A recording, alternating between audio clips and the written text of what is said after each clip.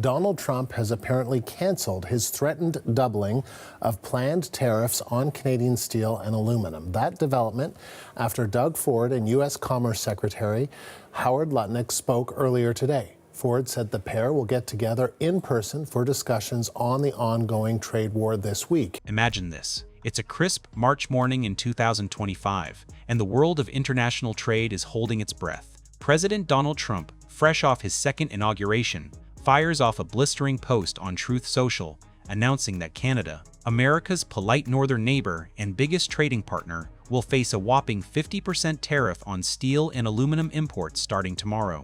That's double the rate he's slapping on everyone else. The markets jitter, Canadian premiers scramble, and suddenly, it feels like 2018 all over again, when Trump's first tariff salvo nearly torched the bridges between two nations that share the world's longest undefended border. But just hours later, in a plot twist worthy of a Hollywood blockbuster, Trump hits pause. The hike is off. Canada dodges the bullet. Or does it? Today, we're diving deep into this whirlwind reversal. Trump backs down on the steel and aluminum tariff escalation against Canada. But is this a slam dunk victory for the Great White North? Or just a temporary truce in a brewing trade storm? Buckle up, because the stakes here aren't just about metal prices. They're about jobs, alliances, and the fragile glue holding North America's economy together. Let's rewind the tape to set the stage, because you can't appreciate the drama without understanding the backstory. Back in 2018, during Trump's first term, he invoked national security, yes, national security, to impose 25% tariffs on steel and 10% on aluminum from pretty much everywhere, including Canada. It was a gut punch to Ottawa, where the steel industry employs tens of thousands and feeds into everything from car manufacturing to construction.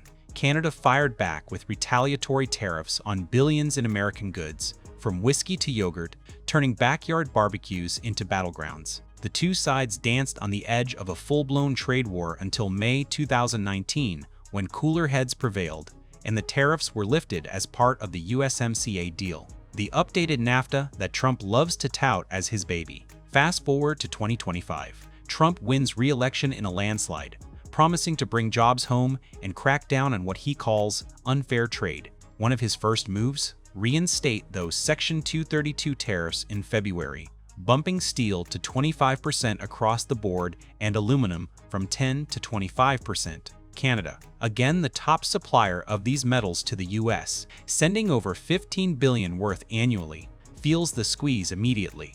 Auto plants in Ontario grind slower, prices for everything from beer cans to bridges tick up, and whispers of recession start echoing through Bay Street. But here's where the plot thickens. By early March, tensions boil over into something straight out of a spy thriller. Ontario Premier Doug Ford, a Trump ally from his first term, announces a 25% surcharge on electricity exports to U.S. States like Michigan, Minnesota, and New York, states that guzzle Canadian hydropower to keep their lights on and factories humming. It's retaliation, pure and simple, aimed at the heart of American industry. Trump doesn't take kindly to it. He accuses Canada of being a fentanyl pipeline despite U.S. customs data showing less than 1% of seized drugs come across the northern border, and escalates wildly. On March 11, he tweets that Canada gets the 50% hammer unless they back off. It's a move that could have crippled Canadian exporters. Stelco and ArcelorMittal Dofasco, two of the country's steel giants, were already bracing for the original 25% hit, which analysts estimated could shave 0.5% off Canada's GDP alone. Doubling it? That might have idled 20,000 jobs overnight and spiked unemployment in Rust Belt towns like Hamilton, Ontario, where steel mills are the lifeblood. Enter the 11th hour diplomacy that flips the script. Hours after Trump's threat, Ford and U.S. Commerce Secretary Howard Lutnick hash out a deal over the phone. Ontario suspends the electricity surcharge.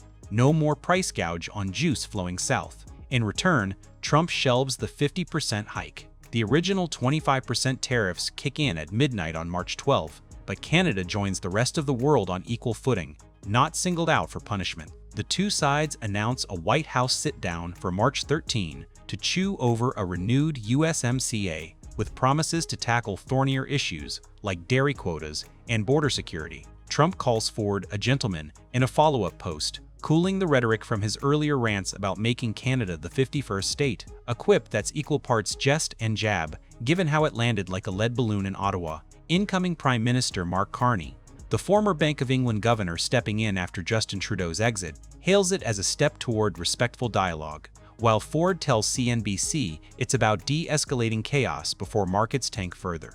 The Dow dips 200 points that morning, but claws back by close proof that Wall Street was watching every tweet. So, what does this reversal really mean for Canada? On the surface, it's a breather, a classic underdog story where the smaller player blinks first but forces a draw. Economists at the Bank of Montreal were quick to crunch the numbers. The avoided 50% hike could save Canadian steelmakers up to $2 billion in lost revenue this year, preserving supply chains that snake from Sault Ste.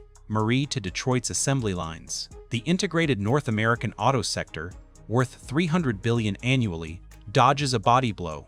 Think fewer layoffs at Ford and GM plants that rely on Canadian parts. And that electricity truce? It keeps U.S. manufacturers from facing blackouts or black market power bills, which in turn protects Canadian exporters who depend on stable cross-border flows. Carney's team estimates the de-escalation buys time to negotiate exemptions under USMCA rules, potentially shielding 85% of bilateral trade from further pain. It's a win in the sense that Canada flexed its leverage. Energy is America's Achilles heel, with Ontario supplying 20% of the juice to the Northeast grid, and walked away without looking weak. Ford's gambit proved that even a tariff hawk like Trump respects a good haggle when the chips are down. But let's not pop the champagne just yet. Dig deeper, and this victory starts looking more like a band-aid on a bullet wound. The baseline 25% tariffs are still live, and they're biting hard. Canada's steel exports to the U.S. dropped 15% in the first quarter of 2025 alone, per industry reports, hammering provinces like Quebec and Alberta, where aluminum smelters guzzle energy and employ 40,000 workers. Downstream industries feel it too. Higher metal costs mean pricier cars, appliances, and infrastructure projects, fueling inflation that's already pinching Canadian households at 4%. Retaliatory tariffs from Ottawa 25% on $30 billion of U.S. goods, with another $105 billion queued up, might pressure Washington. But they also raise costs for Canadian consumers snapping up American imports like iPhones and jeans. Experts like Eswar Prasad at Cornell warn that this tit-for-tat erodes trust in the USMCA, the very pact designed to prevent such squabbles. And the fentanyl red herring? It's a smokescreen that poisons the well, painting Canada as a villain in Trump's narrative, despite data showing Mexico as the real culprit. If talks falter by April, when Trump has threatened car tariffs that could permanently shut down Canadian auto manufacturing, the reversal feels like a false dawn. BMO's latest forecast paints a grim picture. Even in an optimistic scenario, ongoing tariffs could trim Canada's long-term GDP by 1.5%. Costing 100,000 jobs economy-wide. From the U.S. side, Trump's backpedal is a masterclass in political jiu-jitsu. He spins it as a win for American workers, claiming the threat alone forced Canada's hand and protected domestic steel mills in Pennsylvania and Ohio, swing states that helped seal his election. White House advisors like Peter Navarro crow that it's leverage in action, using the $800 billion U.S.-Canada trade surplus as a cudgel. But critics, including Ryan Young at the Competitive Enterprise Institute, call it a lose-lose. Tariffs inflate costs for U.S. manufacturers, potentially axing 100,000 American jobs in metal, using sectors like construction and brewing. The chaos spooks investors, with the Canadian dollar dipping 2% against the greenback in a week. Trump's statehood jabs and emergency declarations on electricity only amp up the theater, reminding everyone that this is as much about optics as economics. It's vintage Trump, swing hard, then pivot to look magnanimous, all while keeping the pressure on for bigger concessions like opening dairy markets wider. Peering ahead, this reversal is less a finale and more an intermission in Act 2 of the 2025 trade saga. The March 13 White House huddle could yield a beefed-up USMCA with carve-outs for critical minerals. Think lithium and rare earths vital for EVs. Or it could devolve into more bluster if Carney holds firm on retaliatory measures. Broader ripples? Europe's watching closely, with their own steel quotas at risk, and Mexico's already slapping back with tariffs on U.S. corn. For Canada, the real test is resilience, diversifying exports to Asia, investing in green steel tech, and reminding the world that politeness packs a punch when backed by hydro dams and hockey rinks. Carney signaled a maximum impact, minimal pain, strategy-targeted hits on U.S. pork and wine that sting politically without gutting Canadian wallets. In the end, is this a win for Canada? It's a gritty, partial triumph. The kind where you block the knockout punch but still take a few to the body. Trump blinked, proving that even the tariff king can't bulldoze a neighbor without blowback. Canada emerges tougher, its leaders wiser in the art of asymmetric warfare, where energy trumps metal every time. But true victory? That lies in ditching the drama for durable deals, before the next tweet upends the border again. As the maple leaf waves a little higher this spring, one thing's clear: in the game of global trade, survival is the sweetest score. What do you think? Diplomatic detente, or just delay of the inevitable? Hit the comments and let's keep the conversation rolling. Thanks for tuning in. Until next time, stay informed, stay engaged.